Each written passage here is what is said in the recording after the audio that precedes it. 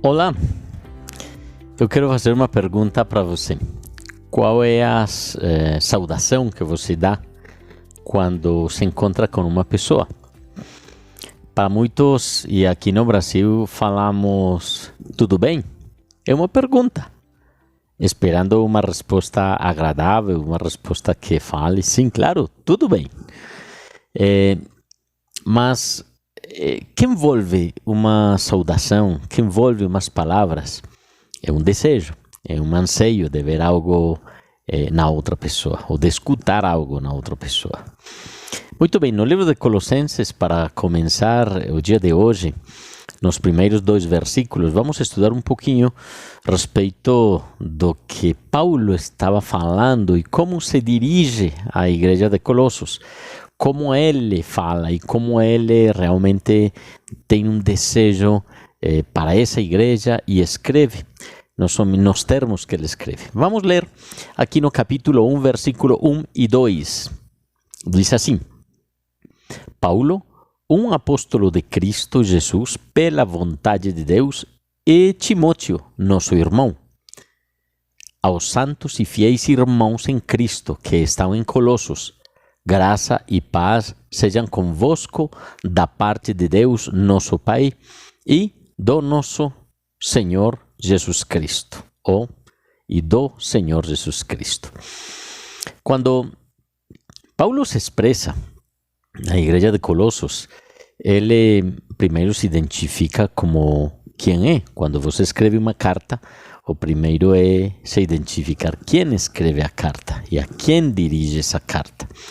Neste momento, Paulo se expressa à igreja de Colossos de uma maneira muito clara. Primeiro se identifica ele, que nunca visitou Colossos, mas que, obviamente, sob sua responsabilidade ou seus cuidados, ele estabeleceu, através de Epáfras e Timóteo, as igrejas da Ásia Menor, pelo menos a igreja de Colossos.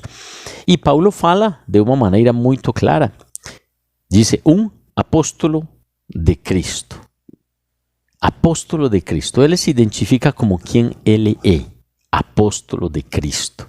Se expressa em sua função dada por Deus diretamente e pela vontade de Deus. Quer dizer que é uma pessoa que aparece fortuitamente? Não. É uma pessoa que aparece por vontade de Deus e como apóstolo sobre essa igreja de Colossos. Paulo então se expressa de uma maneira muito clara, manifestando quem ele é.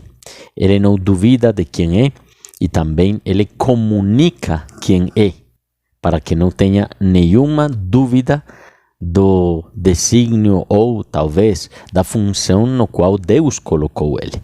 Mas vejamos algo interessante que também envolve ali a vida de Timóteo. Timóteo, nosso irmão. E quando nós lemos respeito da vida de Timóteo, há algo muito claro que se comenta a respeito de Timóteo. Timóteo tinha um relacionamento muito mais forte de amor, de entrega, dedicação a seus discípulos. E por isso se refere exatamente nesta passagem como o irmão Timóteo, e Timóteo, nosso irmão. A irmandade é muito importante. Eu creio que hoje nós devemos estudar a palavra de Deus não somente no contexto histórico, sino na aplicação da vida diária.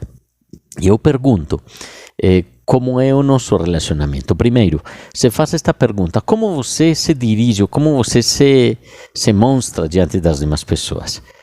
Com a identidade que você tem em Cristo Jesus? Você talvez se apresenta como quem você é ou como quem você acredita que você é. Um dos grandes problemas do ser humano, sabe qual é? Projetar muitas coisas que tem dentro de maneira errada. Eu posso saber quem sou, mas a maneira como eu olho, a maneira como eu dou uma saudação, como aperto a mão, a maneira como eu me dirijo às demais pessoas, eu estou manifestando uma atitude que eu tenho dentro e o que eu mesmo acredito de mim mesmo. E Paulo precisamente se expressa diante das demais pessoas com uma clareza que não gera não gera dúvida.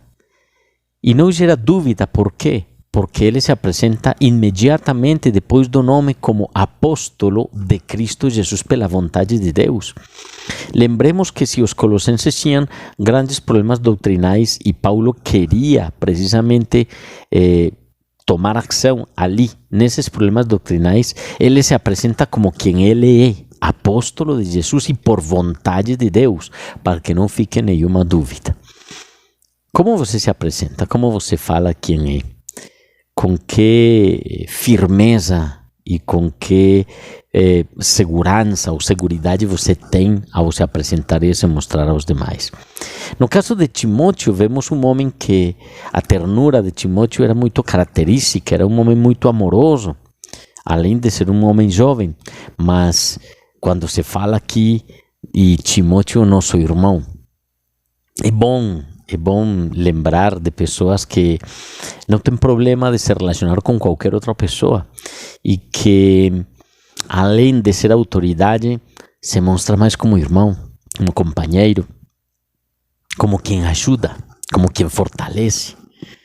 Você deve pensar que as pessoas que ao seu redor se encontram, eles devem ler em você essa leitura de irmandade, porque o amor cobre multidão de faltas, porque o amor supera qualquer coisa. As línguas se acabarão, fala o mesmo Paulo em Coríntios. Tudo terminará, mas permanece a fé, a esperança e o amor, e o maior deles é o amor. Timóteo marcou a vida do primeiro século e marcou realmente estas igrejas com uma característica, e foi precisamente a entrega incondicional de uma fé não fingida, como Paulo mesmo expressa em Timóteo. Vejamos que a quem se dirige esta carta, senão aos santos e fiéis irmãos em Cristo Jesus que estão em Colossos. Lembramos que aqui tem uma característica que Paulo expressa para os colossenses. Primeiro, ser santos. Santos, que esse termo santo é uma pessoa separada para Deus. Coisa que os judeus estavam, digamos que, identificados com o termo santo, mas os gregos, ou talvez as pessoas da Ásia Menor, não tanto. Não gregos, os da Ásia Menor, que é a Turquia hoje. E falamos que se dirige a eles como santos, ou seja, ele transporta ou coloca essa santidade histórica nos judeus que buscavam a santidade, um povo separado para Deus, e ele já envolve os irmãos que não eram judeus, ou seja, gentios, e envolve eles dentro da santidade, ou seja, dando a compreender que essa santidade é para todos, separados para Deus. Veja que nós não podemos duvidar disso. E quando você, como gentil, como eu, que não somos literalmente judeus, mas que agora somos do povo de Deus pela obra de Jesus.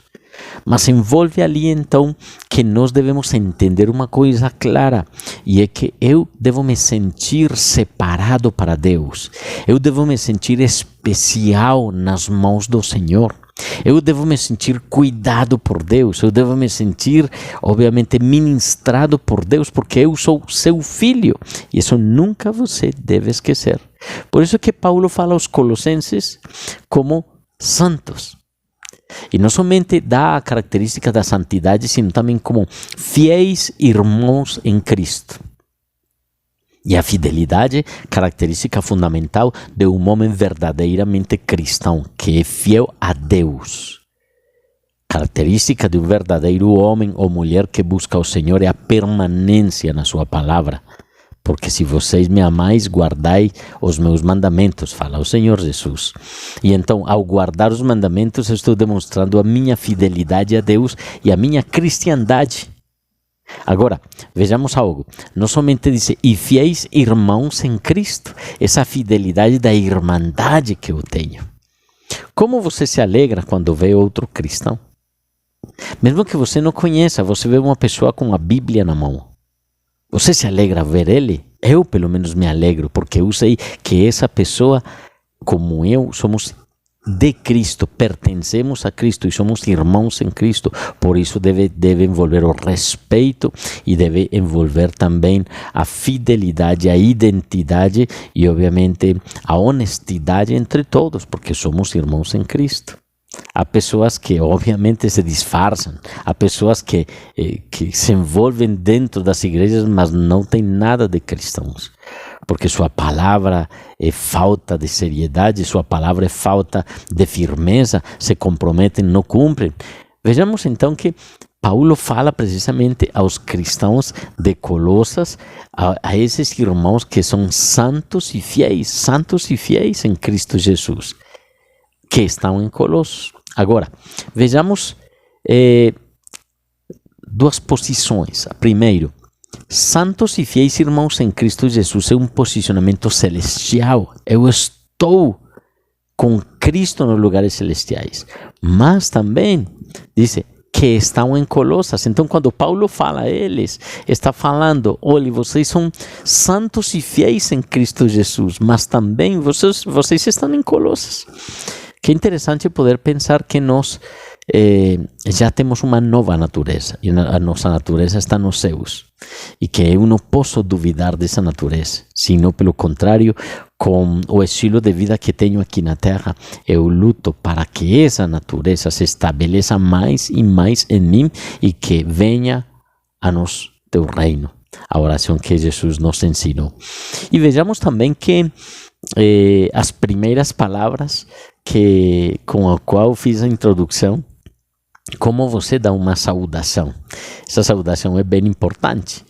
Diz aqui que a saudação que Paulo deu para eles depois de falar aos santos e fiéis da igreja, diz assim: graça e paz sejam convosco da parte de Deus, nosso Pai, e do Senhor Jesus Cristo. Veja os termos que ele usa. Talvez nós usamos muito o termo Deus abençoe. Claro, é um desejo que a bênção de Deus esteja plenamente com a pessoa com a qual dá uma saudação. Mas veja os termos que Paulo está usando numa saudação tão especial e que eu quero que analisemos um pouco. Ele diz, graça e paz sejam convosco de parte de Deus. E o que significa graça? Pesquisando um pouquinho a respeito do que significa graça. A graça significa o amor de Deus que salva as pessoas e as conserva unidas com Ele. Essa é a graça. Pode buscar o Salmo 90, 17, o Efésios 2, 5, ou talvez Tito 2, 11. Mas num segundo aspecto, a graça é a soma das bênçãos que uma pessoa, sem merecer, recebe de Deus. Ou seja, que a graça de Deus esteja comigo e que todas as bênçãos de Deus estejam em mim, ainda sem merecer. É o pedido que Paulo faz, graça e paz. Estamos falando da graça. Terceiro, é uma influência sustentadora de Deus que permite que a pessoa salva continue fiel e firme na fé. Ou seja, que a presença do Espírito Santo influencie minha vida de tal jeito que eu continue fiel. Que essa presença do Espírito Santo convença meu coração para viver nessa liberdade, nessa graça que vem dele. Como um quarto ponto, podemos falar que a graça seja louvor e gratidão. Salmo 147, 7 ou Mateus 11, 25 também nos fala um pouco disso. Como também podemos dizer que a graça é como essa boa vontade, aprovação, mercê, que vem de parte de Deus. Ou seja, que a graça de Deus seja com você e que a boa vontade de Deus seja em você. Como também se pode traduzir essa graça como beleza ou como bondade também. Ou, para finalizar, quando falamos de graça, é sem pagar. Ou seja, é uma dádiva de Deus, não merecida, mas que vem de Deus. E a outra palavra que Paulo fala é a paz. Interessante quando falamos de paz, porque a bênção sacerdotal envolve a paz. Deus sempre deseja que nós estejamos em paz. E de fato, quando Jesus falou, venham a mim todos os que estejam trabalhados e sobrecarregados, que eu os farei descansar, não é esse descanso a paz do Senhor. Não foi Jesus na ressurreição, quando se apresentou diante de seus discípulos, que falou paz para vocês, porque Deus fornece exatamente o que eu necessito. Você necessita paz, você necessita da graça. Então que bom que uma boa saudação que nos demos seja graça e paz para todos. Linda saudação. Não que esteja mal o Deus abençoe, não. Mas quando falamos de graça e paz, vamos além de muitas coisas, no entendimento do que significa precisamente o termo graça e paz. Linda essa passagem, graça e paz sejam convosco da parte de Deus. Que a graça seja de Deus, obviamente, e a paz, não a paz do homem, sino a paz que vem de Deus, que sustenta a vida e sustenta o coração. Dizem de parte de Deus, nosso Pai, e do Senhor Jesus Cristo. Que lindo que podamos analisar a palavra de Deus e possamos aplicar essa palavra aos nossos corações e crescer mais e mais na fé. Façamos uma oração. Eu convido que oremos, apresentemos nossas vidas diante de Deus e demos graças ao Senhor por todas as suas bênçãos abundantes e sobrenaturais. E com o que Paulo falou, obviamente, ensinado muitas coisas para nós. Oremos. Amado Espírito Santo de Deus, que agradável poder orar, que agradável poder abrir o nosso coração diante de Ti, Senhor. Assim como Paulo, apóstolo de Cristo, você me chamou a mim pelo meu nome. E fale para Deus, Senhor, você me chamou pelo meu nome. Fale seu nome. E fale, Senhor, você, tua boca nomeou, Senhor, meu nome, me chamou a mim. Eu sou especial em Ti, Senhor. Não porque eu te ame, sino porque você me ama. Senhor, obrigado. Obrigado porque esse amor que eu recebo de Ti cada dia, eu posso entregar, dar, comunicar aos outros, assim como Timóteo foi identificado como irmão. O irmão que está ali, o irmão que permanece, o irmão que está junto. Senhor, obrigado. Obrigado porque Tua palavra claramente, Senhor, fala a esses irmãos fiéis, santos fiéis.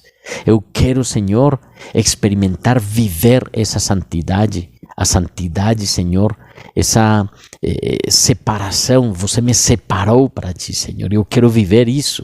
Eu quero me sentir separado, especial e ser mais e mais fiel a Ti, Senhor. Como também, Senhor, que Tua graça, que Tua bondade, que Tua misericórdia, que todo de bom que vem do céu seja para mim, mas não porque eu, Senhor, tenha alcançado pelas minhas ações. Não, Deus, é de graça. E não tenho que pagar por isso, Senhor, porque ainda imerecida você envia para mim e traz para mim. Quero glorificar, quero honrar, quero enaltecer, quero dar honra e glória somente a Ti, Senhor. Dando graças pelas Tuas bondades e misericórdia. Agora, Senhor, que Tua bênção permaneça comigo, permaneça com meus seres queridos e também, Senhor, que eu possa comunicar essas bênçãos aos outros, que eles também podem viver, Senhor. Dou graças, dou louvor, exaltação, honra e glória somente a Ti, em Cristo Jesus, Senhor nosso, e no poder do Teu Santo Espírito. Amém. Bom, um ensinamento assim curto, muito especial, pontual, viva, experimente, que o dia de hoje seja da graça e a paz do Senhor, que a graça e a paz do Senhor Jesus seja com você e que você viva a essa plenitude no amor de Deus. Bom, fica então a tarefa de cada dia. Compartilhe este vídeo com outras pessoas. Comunique o estudo. Comunique a outros como estamos estudando o livro dos Colossenses. Não de uma maneira tão pragmática, tão literal, mas sim uma aplicabilidade espiritual e uma experiência de vida que tanto eu como você podemos ter e podemos comunicar aos outros o amor de Cristo Jesus. Bom, não sendo mais, me despido. Amanhã continuamos estudando o livro de Colossenses. Leia ele, estude ele, sublinhe os versículos, sublinhe o que você gosta, porque vamos crescendo em santidade, vamos crescendo em fé. Um grande abraço para todos e a graça e a paz seja com vocês. Até mais.